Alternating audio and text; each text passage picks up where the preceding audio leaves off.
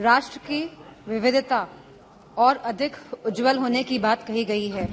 वहीं देश की एकता मजबूत और अटल होने की भी बात करी गई है। हम सभी सांसदगण इस बात को मानते हैं, इस बात से सहमत है।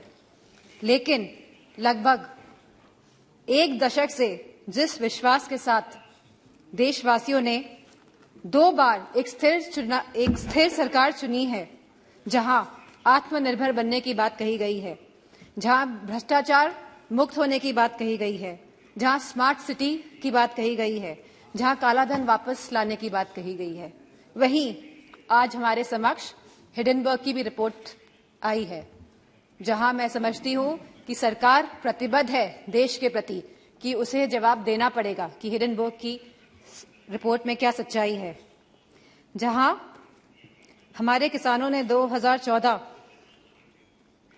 में ये आस जागी थी हमारे किसानों की कि ये आप लोगों ने विश्वास दिलाया था कि उनकी आय 2022 तक दुगनी हो जाएगी। वह किसान आज भी ये आस लगाकर बैठा है कि उसे सब्सिडी में बढ़ोतरी मिलेगी, कि एमएसपी के सही रेट्स मिलेंगे, पैदावार के लिए मंडियां की व्यवस्था उनको दी जाएगी। एक समय ऐसा था जब किसान विश्वास के साथ आपकी तरफ देखता था। वही किसान आज निराशाजनक आंखों से आपकी तरफ देख रहा है। जहां युवा शक्ति की बात हुई, युवाओं में भी बहुत जोश उत्साह था 2014 में कि लगभग 2 करोड़ नौकरियां दी जाएंगी प्रति माह। लेकिन आज उस जोश और उत्साह का पतन होते जा रहा है। आज जहां अग्निवीर जैसी योजना लेके आई है सरकार, तो उनका आत्मविश्वास तोड़ने का काम किया है सरकार ने। यह कैसा अमृतकाल है जहां युवाओं के पास नौकरियां नहीं हैं, जहां किसानों के पास खुशहाली नहीं है और जहां महिलाएं अपने आप को सुरक्षित नहीं मान रही हैं।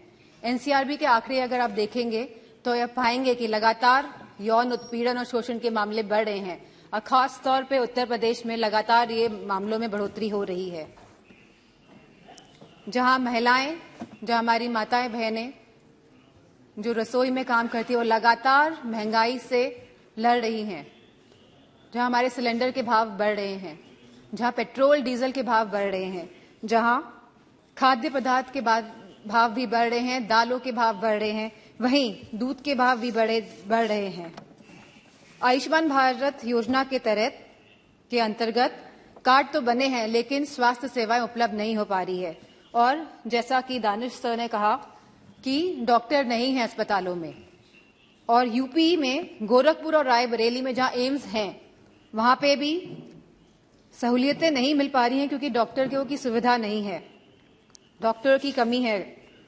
मेक इन इंडिया के अंतर्गत सरकार कई करोड़ों रुपए खर्च कर रही है जहां प्रचार में, वहीं उत्तर प्रदेश में एक भी बड़ा कारखाना नहीं लगा है। छोटे उद्योग की हालत हम सभी जानते हैं कि वह बंदी के कगार पर है। वहीं सरकार लगातार आयात को बढ़ावा देकर अपने कुछ पूंजीपति दोस्तों को, अपने कुछ पूंजीपति मित्रों को आगे बढ़ाने का काम कर रही है।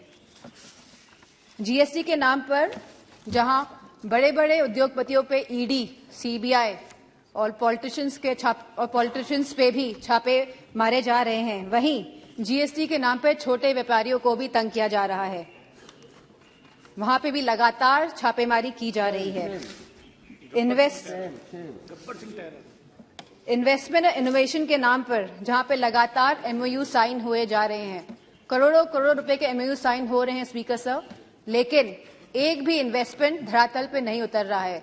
जो सरकार यह दर्शा रही है कि हम स्वर्ण काल में जा रहे हैं, जो सरकार यह दर्शा रही है कि देश आगे बढ़ रहा है, तो मेरा मानना है जहां रोजगार नहीं है, और हम कभी गरीबी नहीं हटा सकते जब तक हम लोग रोजगार अपने युवाओं को नहीं दे पाएंगे। महाराष्ट्र महामहिम राष्ट्रपति जी ने कहा कि सबका विकास और सबका साथ की बात भी करी है, लेकिन उत्तर प्रदेश में नियुक्तियों में सबसे ज्यादा भेदभाव भाजपा की सरकार में हुआ है। यदि कुलपतियों और प्रोफेसरों की नियुक्ति को देखा जाएगा तो सभी वर्गों को सम्मान नहीं मिला है। जहां राष्ट्रपति जी ने अनुसूचित जाति, जनजाति, पिछड़ा वर्ग, अति पिछड़ा वर्ग की भी बात करी है, लेकिन जातिगत जनगणना की बात नहीं हुई है। अगर हमें सही मायनों में अनुसूचित जनजाति, अनुसूचित जाति, पिछड़ा वर्ग, अति पिछड़ा वर्ग लोगों को सम्मान देना है, उनको हक और सम्मान देना है, तो हमें जातिगत जनगणना पर भी बात करनी चाहिए। इसी के साथ जहां कहा गया था कि नमामि गंगे, जहां गंगा की सफाई की बात करी गई थी, गंगा में क्रूज चलाने की कभी बात नहीं करी गई थी। जहां गंगा की सफाई की बात करी गई थी, आज भी गंगा का पानी शुद्ध नहीं हो पाया है, क्योंकि जब काली नदी और यमुना का गंदा पानी गंगा में जाएगा, जब तक ये नदियां शुद्ध नहीं होंगी, तब तक गंगा का पानी भी साफ नहीं हो सकता है। तो मेरा मानना है कि सरकार संवेदनशील नहीं है इन मामलों को लेके, और जहां सरकार कोविड की बात करती है, अपनी पीठ थपथपाती है लगातार, वहीं पे हम सभी जानते हैं कि कोविड में क्या स्थिति हुई थी भारत की। जहां सरकार ने एक तरफ कलकत्ता के चुनाव कराए थे, वहीं उत्तर प्रदेश में भी देखा गया था कि सरकार परिजनों को जलाने के लिए लकड़ी तक उपलब्ध नहीं करा पाई थी। तो मेरा मानना है कि जो आप स्वर्ण भारत की बात कर रहे हैं और आने वाले 25 सालों की बात कर रहे हैं, आप बीते हुए एक दशक की बात नहीं कर रहे हैं, जहां आप लगभग 10 साल का आप अपना टेन्योर, अपना काल खत्म करने जा रहे हैं। लेकिन आप जो आगे की बात कर रहे हैं और 2014 की पहले की बात कर रहे हैं, लेकिन आप अपने दशक की बात नहीं कर रहे हैं। तो इन्हीं शब्दों के साथ मैं अपनी बात को खत्म करना चाहूंगी और आदरणीय स्पीकर साहब को धन्यवाद देना चाहूंगी।